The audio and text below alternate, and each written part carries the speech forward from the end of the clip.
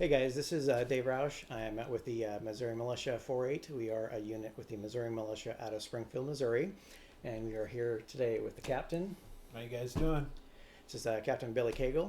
I'm the lieutenant for the group. And so since we're having an issue finding places to meet due to the whole quarantine and the stay-at-home orders and all that silly stuff, we figured that we'd get you a video just so that we can discuss some things kind of about the situation in general and see if we couldn't put some ideas out there for you to kind of mull over and think about as you're at home, since we can't always meet, and just kind of things that you can work on your own.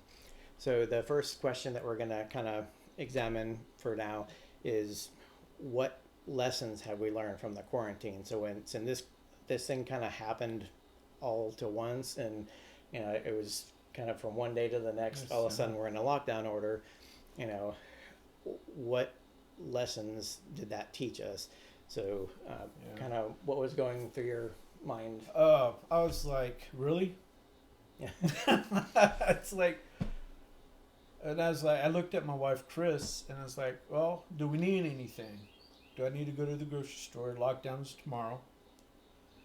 Is there anything that we need? And she goes, well, just go ahead and go get some canned foods, more rice and beans, because I do have, I have 5 kids, and I got 2 grandbabies that live close by, and I have another one on the way. So I was like, well, let's go ahead and prepare for them too. So I went and happened just to go down the toilet paper aisle, and I noticed it was gone. Yeah, that was weird. It was like, why toilet paper? Yeah. So I was like, well, maybe there's something going on, I don't know. So I went down and got some baby wipes. Yeah. I got two big things of baby wipes, because I had stuff prepared. I've been prepping since the last 8 years before I even joined the militia. I've been in the militia now for 5 years. Yeah. Became the captain last year when you guys voted me in. But I always prepared. I always had a garden. I used to have chickens. I've had turkeys. I've had a pig or two. And so being prepared is always, one of those things that we've done. So it was kind of like a shocker to watch everybody else at the Walmart. Freak out. Yeah, it was. And, and they got like 2 buggies full of stuff. And so we were just, getting some extra stuff. And I went down and I go, well, maybe I should grab some ramen for my kids. They like that stuff. So we went down there and it was like, people were almost fighting over ramen. Yeah. And I kind of giggled.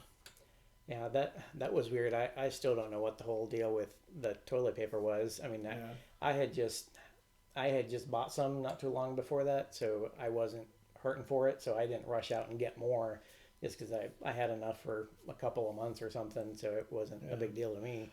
I got something to show you guys. So you could go ahead and I'll be right back. I got something to show you guys. So what do we got here? We got standard toilet paper that you buy, Shaman, Angel Soft toilet paper, right? Well, so I went online. Okay, this right here cost me about. I buy the big pack. Big packs, yeah. This right here came in a 10-pack. Cost me $13 from Amazon. Yeah, got to know what you're buying. And guess what? I bought 2 of them, 2 boxes, and I still haven't received the last box yet. So, you tell me. Yeah, if you're going to order online, make sure that you read the description. And I've done that with other stuff. I bought some gifts for like family or friends or whatever, and really make sure that you go and read the description, because I've gotten what I ordered. Yeah. But what I ordered, I didn't read the whole description, and so that's just an aside. Yeah, that's just a side thing. I thought that was kind of weird, And I'm still waiting on another 10 to show up. So, yeah. So, I mean, for me, the whole thing was, I live in town, and so for me, it's a whole different setup. And my folks also live in the same town, and so I had some of my stuff at my apartment, and I had some of my stuff at my parents' house, and I kind of decided to kind of stay with them just because they're a little bit older, and so I just that way if they needed somebody to help them with whatever, then I'd be there. Right.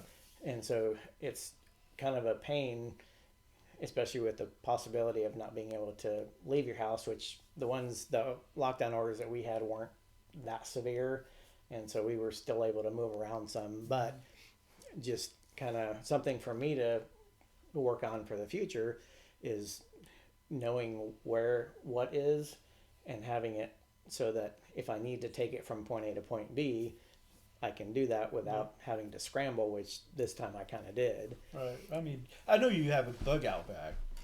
I mean, did you think about anything else besides your bug out bag? I mean, there was some other stuff that I just wanted to have with me, like some of my guns and stuff. I didn't, since I wasn't going to be back at my apartment for a while, I didn't want them to just be there to where if somebody happened to get into my apartment, I wasn't there to know whether or not they had been taken. Right. And so I just took them with me so that they would be where I was. Right. And that's maybe something to think about is, if you're going to bug out, or if you're going to go to another location, make sure that you take the stuff with you that you don't want somebody, even if it's just accidentally getting into it. Right.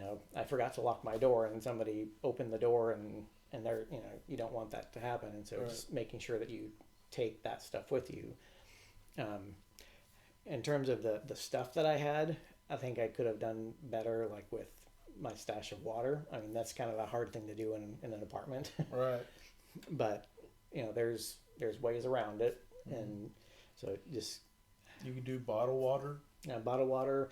I do have some like 5-gallon containers, so I mean I would have had enough for a while, but something for me to work on. Right. Like I said, I just went to Walmart and picked up just a few things. But I have stuff, and I'll show you my stuff later. What I have prepared years back, and I still have that stuff on my shelves. Yeah. So, so that's a good thing, I guess. Was I prepared?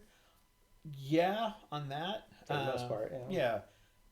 I think the other part, as being the captain, my worries within like week one was my guys. Yeah. Are they prepared? Do they have the stuff? And I started to worry. I fidgeted around. I was like, oh my God, what's going on? Something happened. How am I going to get to them? Yeah. Well, and that's something for you guys to consider is, we do this because we want to, and, we do think about you when it's not training time, and we worry about you, and, and so that's when we send out messages and we don't get responses, that kind of thing. And I mean that, if you get those emails and whatnot, Yeah. even if it's just oh, hey, I'm okay, that's fine. Let All us know. good. I mean, something. Because I know David was passing out emails, and I was calling certain people. I didn't get to everybody, but I got called certain people just to find out how they're doing and stuff. And I think that they need to respond back to us. I posted on Facebook on the member page, not on the non-member page, because I got to break that line of who do I care more about, the non-members? Yeah, my guys. Yes. Yeah. There's more of you guys that are members that are not members. I like to see these non-members become members. Right. But my priority will be my men, my guys. Yeah. And that's, like I said, it helps us out to know, if there's something that you need. We don't have unlimited resources. We can't do everything. Right. But if there's something that we can do for you, we'll be happy to do what we can, but we can't do anything about it if we don't know about it. Right. Right. So a question that we can kind of put out to you guys, and we kind of sort of answered this between the two of us, is what are your personal preparations lacking? So if you were here sitting next to us, and not just us, what would your answer be? What are you lacking? Is it food? Is it ammo? Toilet paper. Toilet paper. Is it keeping your guns clean? Is Right. it all of your gear, and this is one of my weaknesses, is your gear organized. Yeah, I I have the same problem. yeah, I I do. know basically where my stuff is, Yeah. but I could do better in getting it to where it's more of a grab and go. Right. So I mean, That's why I have all my stuff by the back door now. Because it used to be all in my bedroom, and then we changed it from our bedroom back to our office, and it was like, no, it needs to be closer. So we put it to my back room, and it's a grab and go kind of thing. If I need anything, I can just put it in the back of my truck, and I can go. yeah, and that's something to consider. The other one, and this is not something that's it just popped into my head actually, is I drive just a regular car. You have a pickup truck, Yeah, I got me a pickup truck and now, so yeah, I have limited storage space, and so you know, and I don't like to carry, especially like long guns. I don't like to carry them in the cabin, mostly just because wandering eyes and that kind of thing. yeah, So another consideration for you: what kind of vehicle do you have? Do you have an open bed on your truck? Maybe you have a single cab and you don't really have anywhere to stash stuff. So yeah. maybe consider getting some kind of a covering. So just out of sight, out of mind kind of thing. Right. So maybe that's something to consider. But so a question for you guys out there: what are your personal preps lacking? And you can put those down in the comment section below if you want. Right.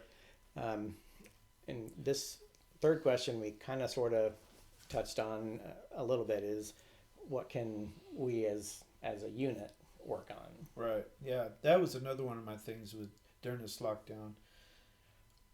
Is the unit prepared if something did happen? And I don't think we're there yet. Yeah, I think individually, most of us are probably pretty well prepared, Yeah. but and part of that is, I mean, we do have certain limitations. It is a volunteer organization, so Right. we can't tell you to go do something if you don't want to, and a lot of us are spread out, and so it's hard to get everybody into one location. That's right. And people have families, and you've got to make sure that you take care of your family, and we don't want to interfere with that. But they're just considerations, and so maybe there's some ways that we can work around those things, Right. take them into consideration, but work around them, and to where we could be better about, okay, we need to be at this location at this time, and we've accounted for all of the other factors, Right. whether it's family or pets or whatever, Right. to where we can get there and work as a cohesive unit. Right. Yeah, I mean, because me and my wife talked about this. Something does happen. She's a nurse. She has her job that she does. I'm a stay-at-home dad. So my capability of leaving, I can. Right? But would Yeah. she follow behind me? No. She has her job to do until she couldn't do her job anymore. Then she has the kids. All my kids now are 13, 17 years old. So they can take care of themselves. Yeah, pretty much. Yeah. Right. I mean, they have food here. They know where it's at. They have guns that I would leave for them for here, and they know how to use them. So I could take up that initiative and pack up my stuff and go. All they have to do is tell her what's going on. Yeah. And we do have a meeting place, so when you become a member, you will know where that meeting place is, so that we can meet in one area. Now, another thing is, I mean, we have other units too, right? Yeah. We have Joplin, we've got Lebanon, we've got Kansas City, St. Louis. this, yeah. I mean, we've got Willow Springs now, and then the 1st of the 8th is down in Polk County, or past Polk County. 1st of the 8th. Don't remember off the top of my head, but Right, yeah. So those guys are past Bolivar, and but north of Lamar, Lebanon. So I mean, we are spread out. I mean, I'm glad we're getting new members and we're starting new stuff. But how are we going to make contact with them? Because at no time did I hear anything from anybody else except for Terry Gibson, John. I had to call Mike down at Willow Springs, but the new guy, the new captain, With the first of the 8th, I mean, I haven't heard anything from him. Yeah, and I mean those are challenges that you know I'm not the greatest organizer, and so there's we need to find a better way to do the whole, and whether it's a phone tree or I mean we do a lot of stuff by email, so that's why we keep telling you if we email you respond, that helps us to know What's going on? what's getting through. Right. So those are kind of some things we can work on with the unit. I mean, and we do have a training schedule. If you go to our Facebook page, we have that listed there. Right. If you're on our email list, then we will send you the dates and whatnot as to when we're going to be training, what we're going to be doing, that kind of thing. And so that'll kind of help you, especially if you're wanting to join. Best way that you can find out the information you need to join is to actually come out to one of the training sessions. We do a classroom session, this is kind of the replacement for that at the moment. And then we also do field training. So come out to one of those. Don't worry about all the gear. Yeah, you don't need all of that stuff. Just come out, train with us, learn with us, see what other people have in terms of gear, see if you like it, where to get it, that kind of stuff. And we want you to come out and train. That's right. Just come out and train. Get the information, and then worry about the gear later. You can get that. I mean, I've got a bunch of gear, but I've also been accumulating that gear since I joined. Yeah. And so, I've got this amount of stuff, but I've been accumulating that over 8, 9, 10 years. And so you don't need it all right now. Right. So, but we'd rather you come out and learn and become part of the unit. And, maybe you have skills that will help the unit be better. That's right. We don't know everything. And so if you've got a skill that you can lend to the unit, we'd be happy to have you. Yeah. In case you want to know, you can go to our website, MissouriMilitia.com. There's a place there to find a local unit for you. And all we really require is that you attend 3 meetings and then have some kind of a background check, whether that's a conceal and carry permit, a background a background check from the Highway Patrol, or some other, I think maybe like hazmat ratings. Hazmat, nurses, doctors. Anything that has a background check built into it. Right. It has to go through the federal government to be our background check. And of course, this is the Missouri Militia, so we will take people primarily from the state of Missouri if you want to be a member. So for, if somebody just happens upon this video, that they're not part of the unit yet, and they're starting to see, okay, maybe I need to be prepping. Right. How are some things that they can do to get started on getting prepared? Well, we start out first is researching gardens. If you have like just a house, maybe you don't have a big sized backyard. I mean, I have 2 acres, so I got the room to do a good sized garden. But you can do raised beds, and there's plenty of videos on YouTube about what kind of raised beds you want. There's videos out there on canning. That's a bit. I have cans that we've done when we first moved here, and that was back in 2009. That I have still canned that first year of garden. If you do it right, it'll last for a long time. And for me, I live in an apartment right now. I don't have anywhere to put a garden. The apartment that I used to have, I had a balcony, and so I mean, I did tomatoes and bell peppers and cucumbers in 5-gallon buckets. Right. You can do that. I mean, there's ways around it if you really want to get into it. Yeah, and then if you like Dave has a small apartment, well, you can buy those freeze dried foods that are out there. I mean, I've tasted some of them, and they're fairly good. Yeah, I don't have a problem with them. I mean, we have some. Yeah. Or MREs. Yeah, there's MREs. There's companies, and I don't know of any off the top. There's several out there where you can buy like a week, 2 weeks, or whatever at a time. If you don't want to spend that kind of money, every time that you go to the grocery store, grab an extra bag of rice. Yeah. Grab an extra bag of beans. A few cans of vegetables. Tuna. tuna. I like those little tuna packages things. I love Yeah. those things. Just things that you can put a little extra, and you know, especially canned stuff. Mm-hmm. It lasts way beyond the expiration date. Yeah. Pasta. I mean, Pasta. dry pasta you can keep probably for decades. Yeah. Rice will keep for decades. As long as you freeze it first. You have to freeze it first, and then kill the stuff that the bacteria and stuff. You don't use it within a certain amount of time. Yeah, and the other thing is white rice versus brown rice. Yeah. Brown rice doesn't keep as well, but white rice, I know people that have kept white rice for 10 years. And I've got rice, and they're probably about 4 years old, 5 years old. yeah, So, and so I mean, and it'll keep. yeah. You know, buying an extra box of ammo now Right. and again. You should have, you know, they recommend in general that you have, I think the number you had used earlier is 1,000 rounds. about 1,000 rounds per firearm. That's a good place to start, and it doesn't mean you have to go out and buy all 1,000 right now. Right. No, But- I pieced all my stuff together. Right.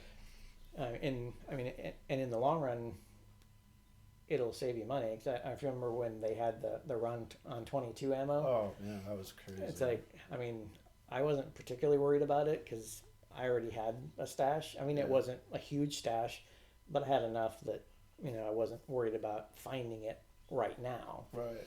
So that kind of thing. One thing that I used to do and I need to get back into is having like extra clothes. I used to keep extra packages of like socks and underwear, that kind of stuff that I hadn't opened yet, and you just stick it in the back of your closet, or you know, vacuum seal it in a bag or something, and just Yeah. put it Plastic baggies. so that if you know, and that works for a lot of things, not just prepping. You know, if you lose your job or something and you need to kind of not spend money for a while, Right. then you've got a little extra, All right. and you can kind of work out of that instead of having to go and spend money that you may not have. Yeah. So Yeah. It's the little things. Then you got water. I mean, you can go do the little things of water, but you got to figure out how much. If it's just you, you know, you drink a gallon of water a day. That's what you're supposed to do. So you need to figure out how long. So we were on quarantine for a month. Well, what happened if the water got shut off? yeah, Do you have the water, and especially living in an apartment, you know, do you have water to flush your toilet? Or do you know a means to back that toilet situation up? yeah. Do you you know, do you have a way to dispose of your fecal matter? You know, Right. you know, or even do you have access to some other source of water? Like it, you know, maybe there's a park nearby and there's a stream that runs through it. Yeah. Do you have a water filter? You know, Yeah. I mean, it could be as simple as that. One kind of a neat thing that I found, and I keep meaning to buy one. There's this thing. It looks like a big plastic sack that you can put in your tub, and so you can, and it fits in there, Oh. and you fill it up, and it's however big your tub is. Yes. You know, that's a lot of I water. think we have one. I think So- Chris bought one at one of her prepper things that she saw, and So, she was I like, mean- "Oh, we need that." So if you're in an apartment, you know, Yeah. especially if you've got even a couple hours worth of lead time, Yeah. you could throw that in there real quick and fill it up. And I mean, that's probably close to 100 gallons. Yeah. So I mean, that's, you know, a quick way to store a lot of water, Right. and it's Right. reusable. So you know, if you don't, you know, if it turns out to be nothing, you can drain it. It's already in the tub. Right. Because Yeah. I can tell you, years back, I didn't care. I wasn't even political. No. You know, 93 and then 94, I went through the police academy, and then I did some stuff, and then I was a security supervisor for 2 different malls. I did some stuff for Visalia PD, at like a security agent. You know, I've done all of that, but political, I didn't care. I never voted. Well, actually, I hate to say that, but I didn't care until I moved to Florida. And when I moved to Florida, I was in 3 hurricanes. And all of a sudden you, It was like I need some stuff. water, none. Yeah. Food, we were straight. I was living with my dad and another person, and we had enough cans, Yeah. to do that. But the National Guard didn't come in to give everybody water, Right. and then after that, the next one hit. We got a little bit prepared. We had a little bit more. Yeah. We filled up. We had 3 bathtubs. It was a fairly good sized house, so we filled up the bathtubs and used one for you can sponge yourself down. Because especially in Florida, Yeah. you take a Hot shower and muggy. and then you go back out and you're sweating again. So we had one for that. We had another bathtub for toilet because we had our own sewer lines, so we had our own Yeah. septic, so that was all right. And then we had one for drinking water just in case. So that's where our waters, Yeah. I mean, split up to. one thing that somebody told me, and it made sense once they told me, is if you're desperate, the water in the tank for your toilet, that hasn't gone into your toilet yet, so Right. that's clean water, at least relatively clean, Yes. and you could drink it without getting sick. Right. So I mean, As long as you don't put the blue stuff in there, you're true. fine. Yeah. You put the blue stuff in it, man. You're gonna be using that toilet for You're a cleaning while. yourself out as well as the toilet. Yeah, that's right. So, yeah. So I mean, but you just gotta start somewhere. Right. Yeah. Starting somewhere is like going grocery shopping and grabbing 4 cans of extra corn, Yeah. peas, It can be tuna. anything, Yeah, just SpaghettiOs. extra, and just put it back and don't touch it. Another one that a lot of people don't think about is keeping your tank or gas tank. Yeah, gas. Try not to keep your tank anywhere. I try to keep it at least at half or better. Yeah. Most vehicles with a half a tank, you can drive probably a couple hundred miles. Yeah, And so, I mean, if like you were talking about Florida, yeah. if you needed to get away from the coast, 200 miles will get you pretty decent. You get you. Way. I lived in Gainesville, and it would take me about a couple hours just to get into Georgia. Yeah. And that funny thing is that on the first hurricane I was at, right after week 3, I was calling hotels throughout Florida. Right, I had a cell phone, so I called. Everything was booked up. The closest hotel I could find, right, was in South Carolina. Ooh, yeah. Now, that was a 24-hour drive. Yeah. So, just to take a shower. I mean, that's all I wanted was just take a shower. Yeah, and kind of an aside with that, I lived in North Dakota for a while, and in North Dakota, you keep a minimum of a half tank, preferably 3/4 of a tank. Part of that is because if you don't, because of the sheer cold, you can get condensation in your gas tank or in your gas lines, and so you always keep it, not just because you might need to get somewhere. If you get a bunch of snow, we've gotten 3, 4, 5 feet of snow overnight kind of deal. Yeah. But also it keeps that condensation from happening inside of the gas tank of your vehicle, which can lead to other problems. Right. So it's kind of a twofer, and that not as likely to happen here because we don't get that kind of extreme cold temperatures, but it got me in a good habit, and that's why I started. But now it just continues over, and it helps me Especially with gas prices now. I mean, right now. Yeah. I saw some places it was 99 cents a gallon. Man, I haven't seen that since the 80s when I first started driving. I think where I live, I think I saw a couple places at 96 cents a gallon.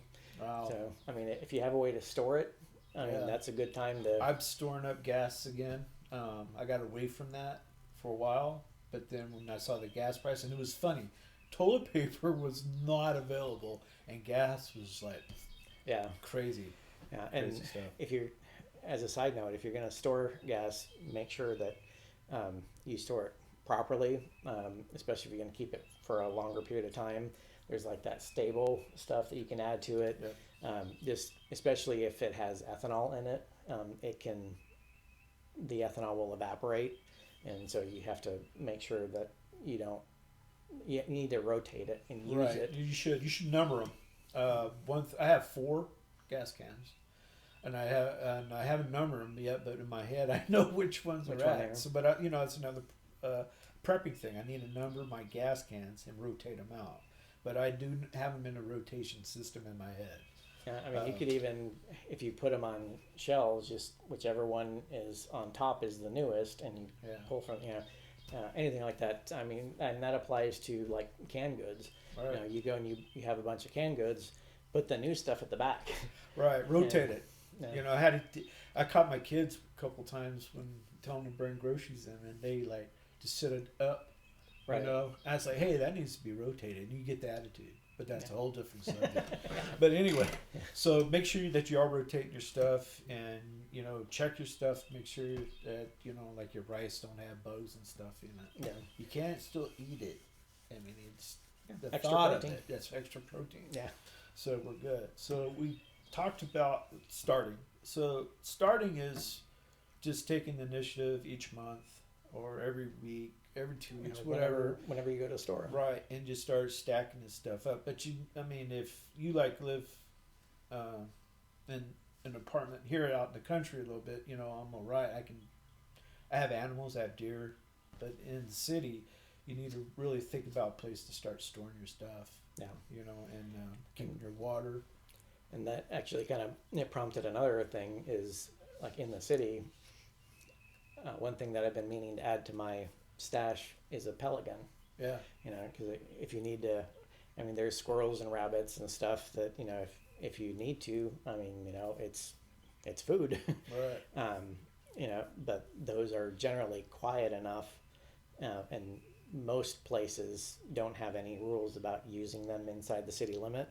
And so keeping a pellet and knowing how to use it, it's also a very good tool to, like if you're practicing long range shooting, it helps you with your trigger pull. Yeah, trigger pull and then the lob. And Also. knowing your ballistics. Yeah. And like I said, they're quiet enough that if you absolutely had to use it to forage for food inside the city, you could do it without attracting a bunch of attention. Right. Yeah. And I have a BB gun. My kids have a BB gun, and we got a bow and arrow. It was for my daughter. We got it a couple years back, and she hasn't used it in a while. That's probably my fault. Yeah, crossbow. Right, I mean, crossbow. Those are In relatively the quiet. militia, we should be having that stuff. I don't have any, and I think that's probably one of my next preps, is to start getting a crossbow or a compact bow, something like that. And we need to start training with it. So we need to put that on the agenda. Yeah, just even if we don't do it as a unit, just as individuals, having access to stuff so that extra stuff that is appropriate to wherever you live. Right. So if like me being in an apartment, maybe I can't go up like you can go in your backyard and shoot a deer. I can't do that even if I saw one. But I could, if I had a pellet gun, I could stick it out the window and pop the little rabbit, a dove, a rabbit, a squirrel, something. Right, something to keep you going. And not wake up half the neighborhood. Yeah. So if you have any questions about that, please put them below, and we'll try to get back to you on that. So we've covered food, water, gas. Keep your tanks at half. That's a good rule of thumb, Yeah. And I'm going to bring up another one. I didn't write it down here, but it's like cash. Having some cash. We have some in our safe that we throw in there once in a while. Yeah, and I remember, I don't know if you were here for this or not, but back in 2007, I think it was, we had a really bad ice storm in the area, and there were places that, because of the infrastructure that the ice hurt, you couldn't always use your ATM card or your debit card or whatever, like at restaurants and so having a little bit of extra, and you don't have to keep a safe full of cash, but just having a little bit around.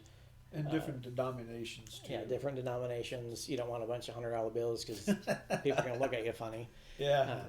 But having some 5s and some 10s and some 20s, ones and change ones, and just the other thing is have them staged different places, like keep a little bit in your car or at your home, or if there's some place that you can have it safe at work. Just having, it doesn't have to be a lot. It can just be a $20 bill. Right.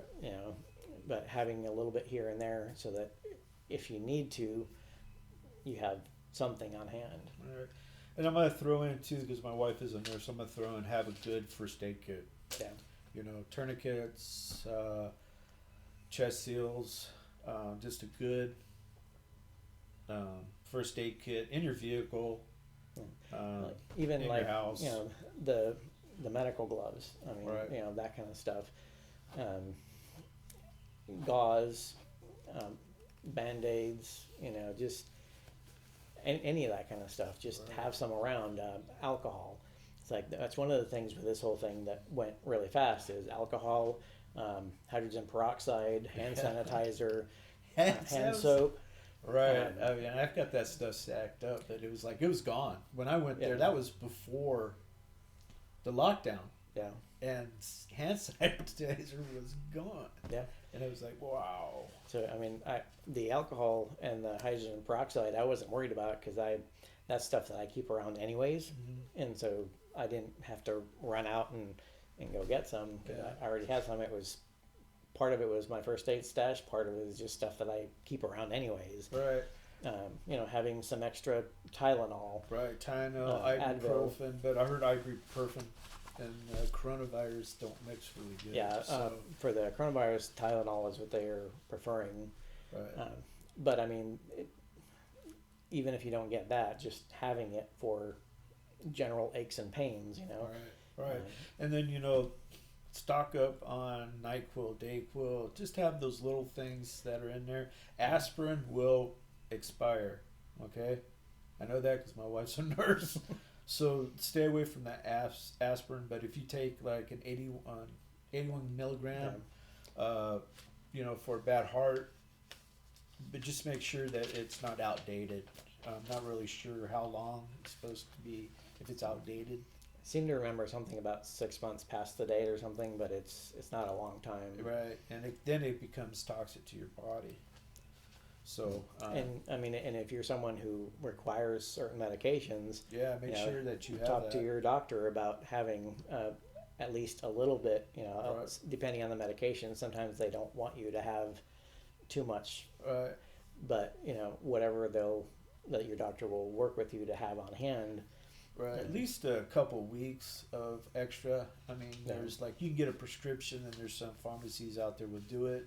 I know there's some online pharmacies if it's not a number one drug, a narcotic, Yeah. they will do it. But I know I have extra. I'm a diabetic, but I have extra pills that I take and I stored away, just in case if that Just in ever case. happens. So. One thing that your wife has mentioned before, and it's a good idea, is your documents. Yes, your documents. With a virus thing, it wouldn't matter, but tornadoes, earthquakes, hurricanes in Florida, Right. Having them, whether you scan them and you have them on a thumb drive, Right. or I think you guys have a binder. We have a binder, and now we have a safe firebox that all of our documents go in there. So if the house did catch on fire, we can grab it, but it's just heavy. Yeah. That sucker is heavy. Yeah, I think she also has it on a thumb drive now Yeah. too. I mean, that was her deal. And that way, it was if smart. you have to run out, like with a tornado, you typically don't get a whole lot of warning. Yeah. If it's on your thumb drive and it's attached to your keys, you're probably gonna grab your keys on your way out the door anyways, or at least Right. that's my habit. And so you grab those, and it's on there. And if your house ends up in 5 million pieces because the tornado hit, Yeah. then it's like, does somebody have a computer? Plug in your thumb drive, and there's your Social Security card and your birth certificate and Marriage license. your marriage license and your deed to the house. deed to the house, yeah, all Your those kind of things. I mean, insurance. You name Yeah. your insurance company. All of that kind of stuff. All that can be, and I would say go ahead and put it all in a Ziploc baggie, just Yeah. in case for waterproofing. So That's a good idea. yeah, I did that in Florida because of the the rain the rain and the and water stuff. Yeah. Yeah. Another thing we had on our list here that you had mentioned is communications. Yes, communications. Now, I'm a new community guy.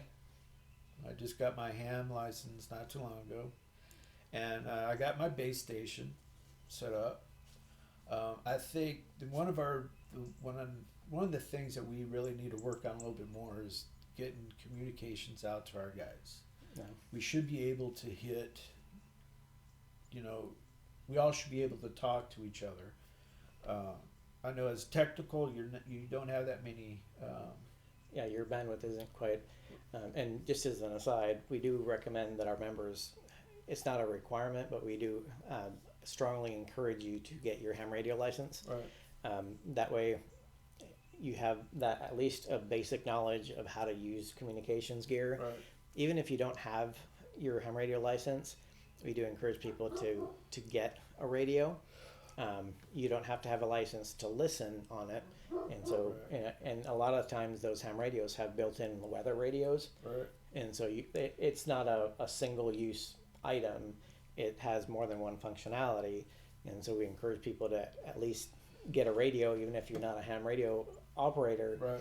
You can at least have a way to get information if a tornado hits and it takes out the cell tower. Right.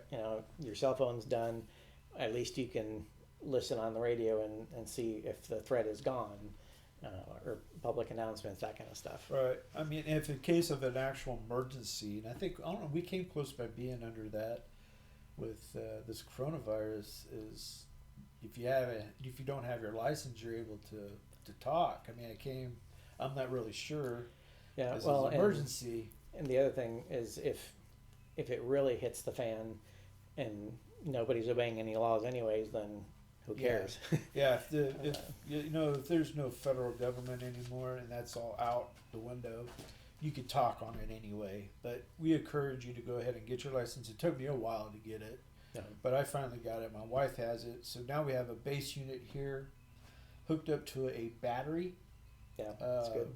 So I need to get a solar panel to keep that battery charged. But I did buy me a charging for my battery. So that's hooked up to the battery, and then I have one for my truck. My wife has a little Baofeng that she keeps in her vehicle, that hooked up to an outside car antenna that she can use. So and those, I mean, even the handhelds, I mean, they don't have a ton of range, but on a good day, line of sight, you can get anywhere from 2 to 5 miles out of it. Right. So I mean, if nothing else, it gives you an option. Right. And so that you're not limited to just your landline if you're an older person, or your cell phone, Right. or something like that. It gives you another layer of ways that you can communicate. Right. Well, we had the repeater system, right? We're hooked up to that, and she went to work one day, and I was on there just just testing it, doing radio check, This is KEWRZ, monitoring this channel. And then next thing I know, she's like giving her call sign back, and she was almost in work. Yeah. So that's good, almost 20 miles away. Yeah. Because we hit the repeater, and she was just using a Baofeng that was set up to that repeater. And then if you go and you get your general or your extra class, then that opens up other bandwidths. And so you get into the bandwidths where if you need the proper equipment, of course, but you can get out. There's people that talk on ham radio all around the world. Yeah. You can contact the International Space Station. I mean, there's all kinds of stuff you can do with it. And if you're that kind of a geek, then I mean, more power to you. And we recommend getting at least the tech license. Yeah, at least technical, so that you have a basic level of understanding.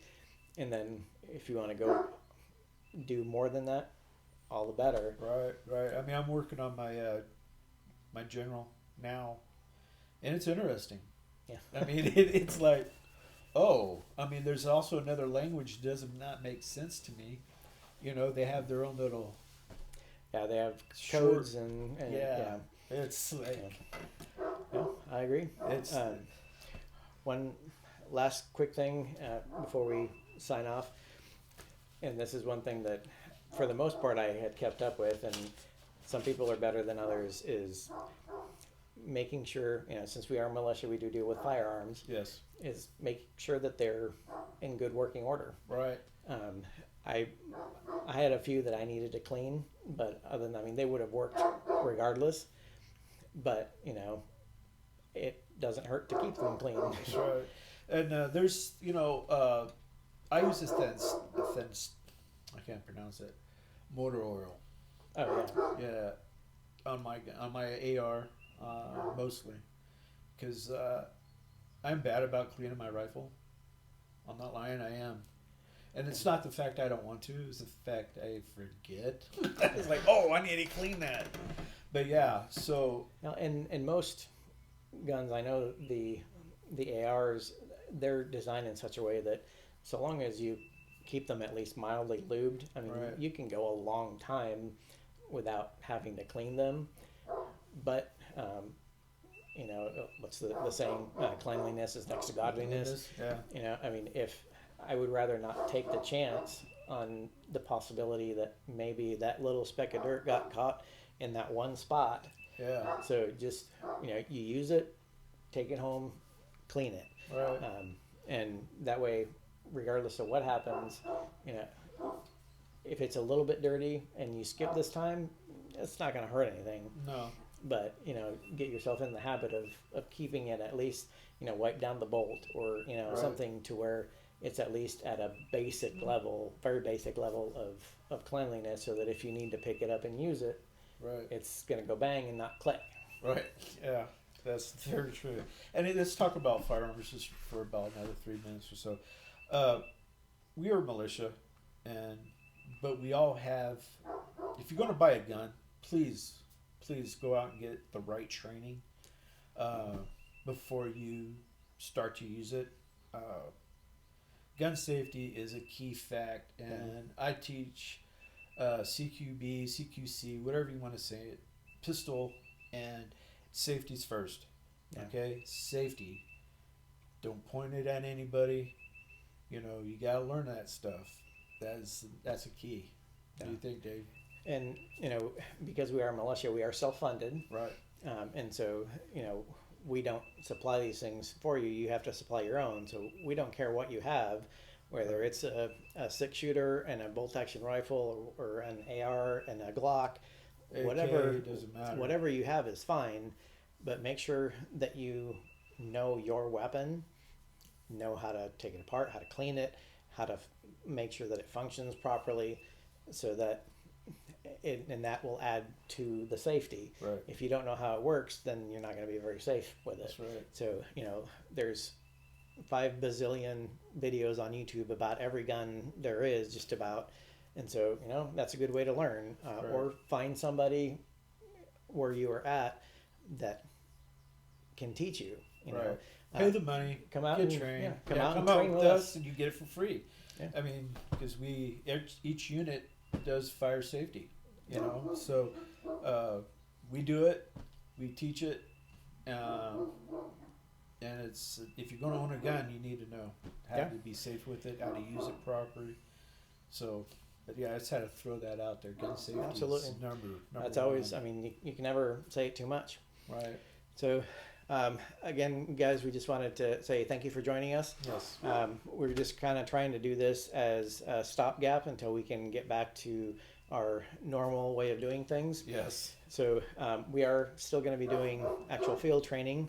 So if you go to our Facebook page and check us out, it's the Missouri Militia 48, so 4/8, and check us out there. Our schedule and whatnot is there.